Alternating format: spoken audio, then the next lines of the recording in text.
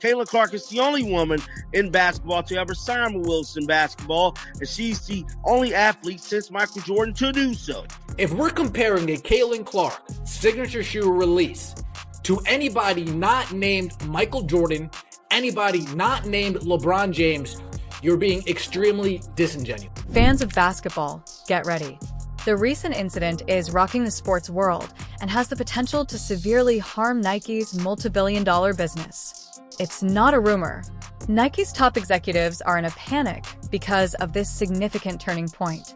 With a valuation of over $200 billion, the multinational sportswear conglomerate believed it had acquired a once-in-a-generation superstar, the women's basketball equivalent of Michael Jordan, so to speak. In comparison to her enormous effect, Caitlin Clark's 8-year, $28 million contract seemed like a steal. Nike thought they had secured their long-term source of revenue.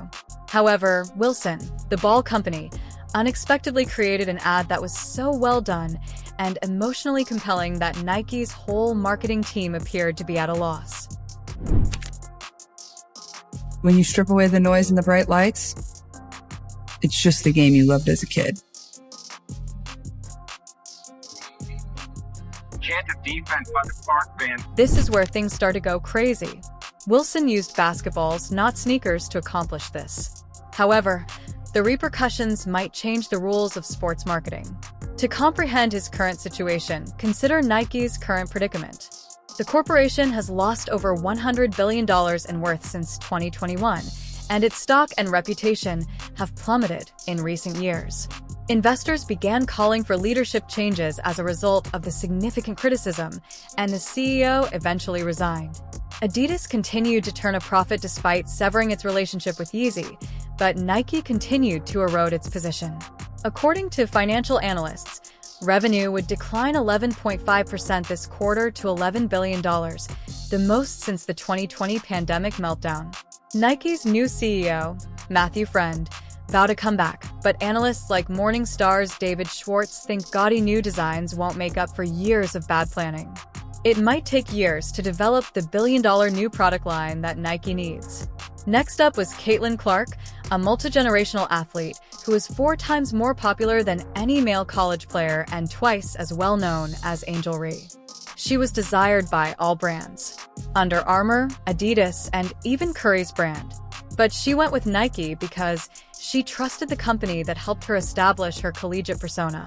Her debut shoe, which was meant to revolutionize women's basketball, was eagerly anticipated by fans.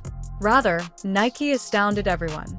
Clark's wouldn't be released until 2026 or 2027, but Wilson would receive her signature shoe first. Even speculating that. But today was the Nike quarterly call, putting to rest any rumors that A, this wasn't a done deal, and B, there are renegotiations at the table. Something that this did clear up as well, it's looking like Caitlin Clark's shoe is coming in 2026. Incredibly so. Waiting for a shoe for 2 to 3 years. That's ridiculous. Nike was so interested in landing LeBron James in 2003 that they started creating his sneakers before he signed. In his first NBA game, LeBron wore what they called Air Zoom Generation, a code name. From concept to court, it only took 3 months. In the past, Nike moved at that speed. If we're comparing a Caitlin Clark signature shoe release to anybody not named Michael Jordan, anybody not named LeBron James, you're being extremely disingenuous. Extremely disingenuous. We can't compare abnormality to normal behaviors. We can't compare the extreme case, the rarest of the rare case, to an average Joe Schmo walking down the street singing do I did it dum diddy do. We can't be doing that. We only compare Clark to Jordan, Clark to James, Clark to Tiger, Clark to Gretzky, Clark to Ali. Nike has now seen a 3-year delay instead of a 3-month design cycle, an indication that there is a severe problem within the organization. There was a lot of discussion in the news when Caitlin signed her contract. Given that Clark had not played a single WNBA minute, many questioned why she should have received a shoe before Wilson. However, what sells is what matters in business, not fairness. Despite Tim Duncan being the superior player, Allen Iverson sold more sneakers. 2 times, Nike terminated Duncan's line because of poor sales, but Duncan didn't care. He was aware of the business aspect. However, Wilson is not Duncan. She is prominently featured in Nike advertisements, billboards, and commercials. The issue is that she has made divisive statements on privilege and white athletes. She stated that Paige Bucher's success was due to her privilege in one interview, adding, "Obviously, she's good at basketball," as if it were an afterthought. Black women, Paige reminds me a lot of you. Like, it's not really about me. You know? And she knows how her privilege got her to that point. And also, like, she's good at basketball.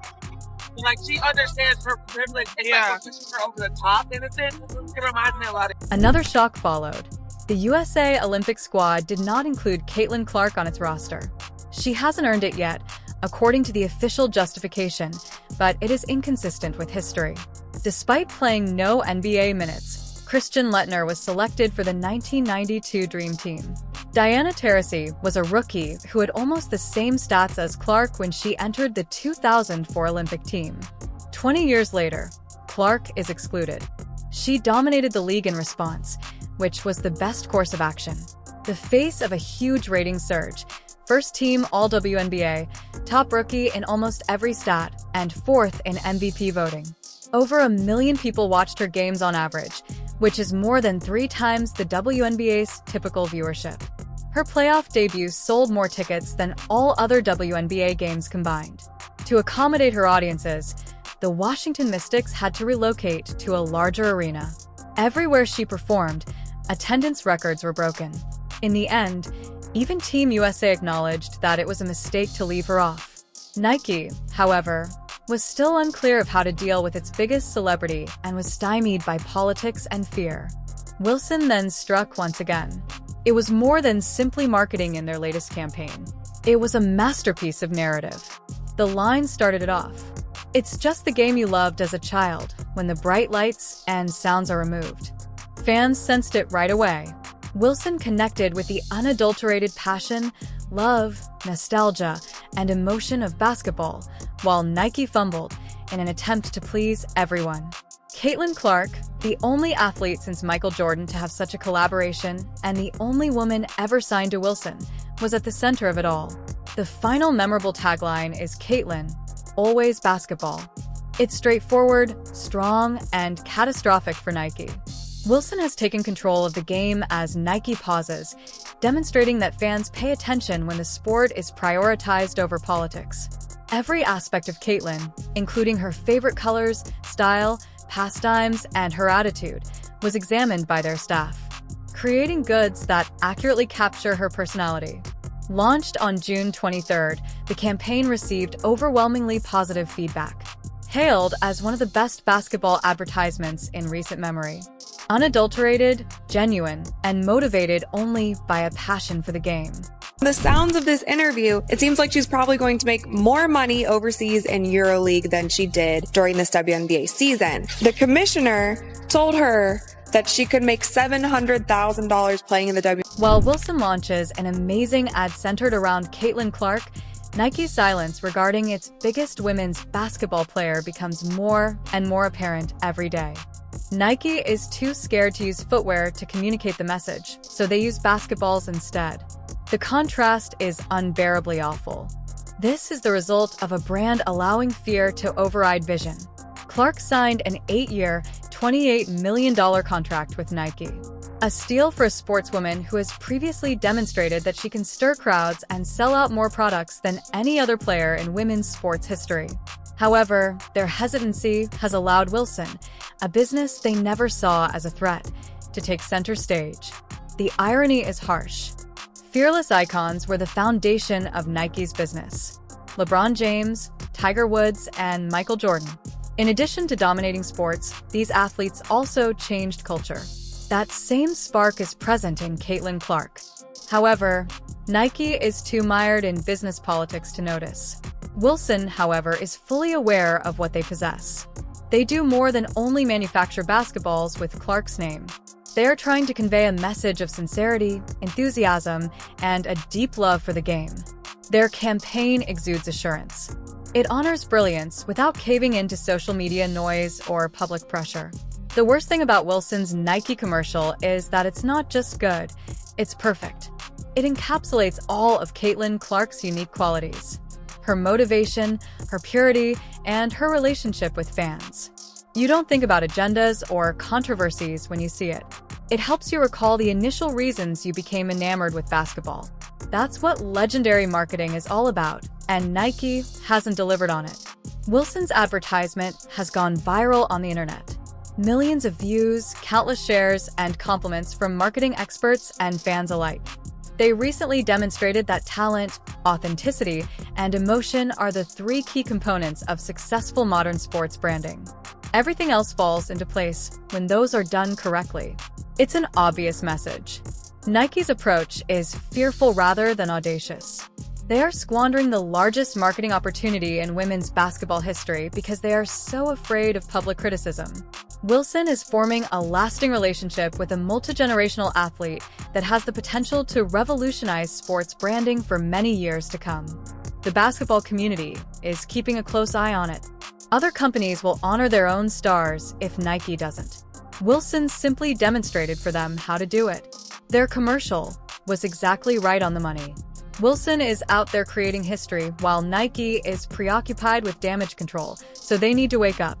Just as in business, you have to step up or fall behind in sports. Wilson just demonstrated that they are currently in control of the game. And this is just the start. The nightmare for Nike is over. It has already arrived. What do you think? Tell us in the comments section.